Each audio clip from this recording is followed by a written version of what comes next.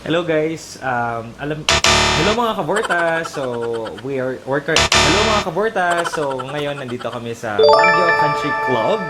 First time ko po dito. Si Richard Farinas. Come on, Richard.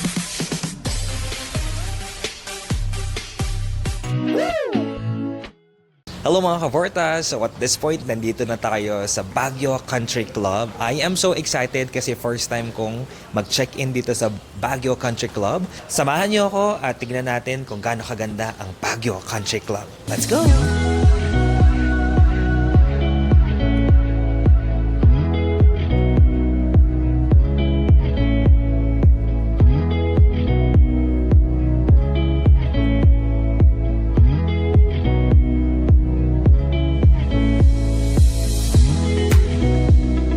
Hello mga kaborta! So nandito na tayo sa room ko dito sa BCC sa Baguio Country Club. And just so you know guys na hindi naman lahat ng nag-check-in sa mga hotel para magyabang ka or mag-inarte ka, magpakasosyal ka. Syempre deserve natin, most especially tayo mga lumalaban ng patas, nagtatrabaho ng maayos, ang makapag-relax. And isa sa mga ine-expect natin sa mga hotels ay definitely yung malambot na higaan, malambot na unan. So ngayon, try natin ang higaan at ang unan ng Baguio Country Club. Yan. Relaxing nga naman. Yan, malambot siya. Yes, malambot. Approve. At ang mga unan. Okay? So, ito yung mga inaabangan ko at ine-expect ko sa mga hotel, yung ganito kalalambot na unan. Napaka-comfortable, lalo na pagyayakapin mo yung mga ito. Diba? Bongga. Alright? Aside sa interiors na ganyan kagaganda, yung ilaw na talagang pinasadya nila para sa atin, para complete yung experience natin sa loob ng stay mo dito sa hotel rooms, nakakaganda talaga siya ng mood. Okay? Tapos masiset pa yung mood mo kung kasi 'di ba dito pag nandito tayo sa Baguio, gusto natin yung very relaxing, yun yung mood na gusto nating ma-feel, and ganoon yung nararamdaman ko ngayon. Yung amoy mabango, malinis, amoy mabango, amoy malinis, and then look naman guys yung ambience. Alright? Tingnan niyo naman yung ambience ng hotel room natin. So from inside, dito tayo sa labas ngayon, malamig kasi nasa Baguio nga tayo. Foggy. Ngayon sakto, medyo umuulan-ulan. So napaka-perfect nung weather natin ngayon. So later masarap yan i-take advantage pag matutulog ka na.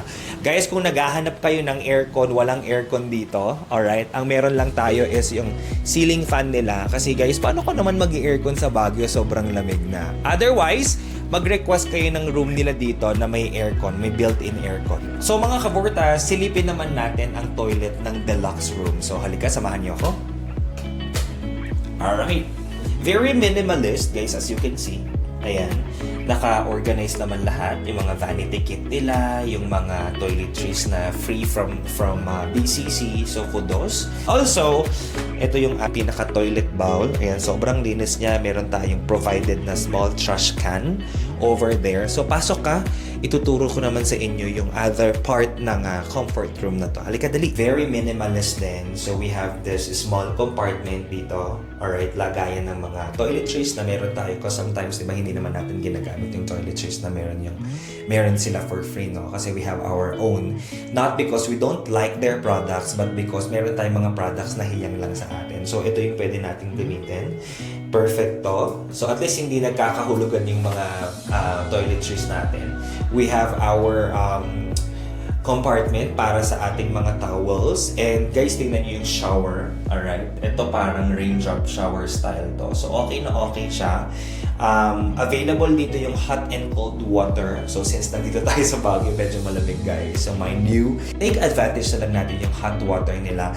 And ang napansin ko, meron silang anti-slip dito. Ito sa bandang baba. So minsan hindi natin maiiwasan. Meron tayong mga kasamang young at heart.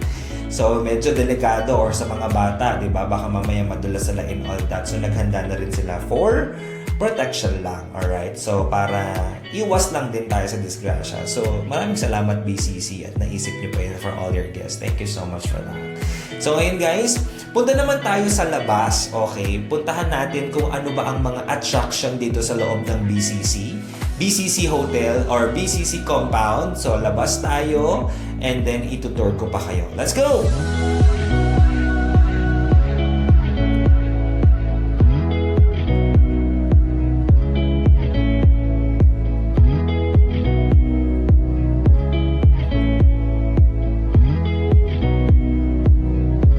First of all, gusto ko magpasalamat sa team ko for being with me dito sa Baguio Country Club. So, we'll be staying here from today hanggang 21. Okay, so this is going to be our perfect room.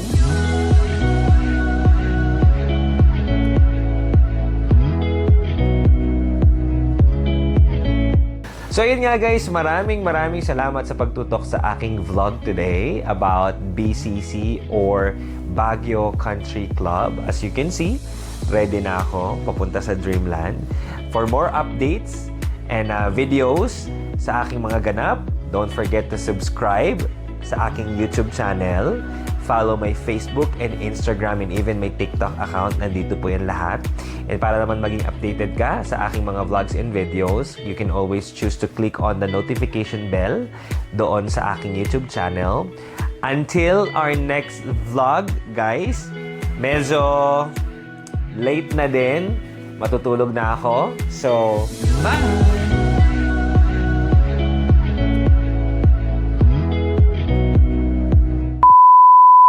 Hello mga kabortas! Charis! Charis! Ate Wilma! Charis! Ayun nga mga kabortas. So dati ito, yan. Gumagapang lang dito yung mga alokbati, yung mga sayote, yung mga ampalaya. Yan. Kaya dati, ang laging luto ng nanay ko ay pinakbet. Ilocano kasi kami mga pinakbet, si Dayo, pinakbet. Adyan si Dayo, ganyan. Pag nagtanong yung mga ka-neighborhood namin dito, Elizabeth, anya ti si Dayo. Sasabihin naman ng nanay ko, ay umagkadtoy, we have pinakbet. Ayan.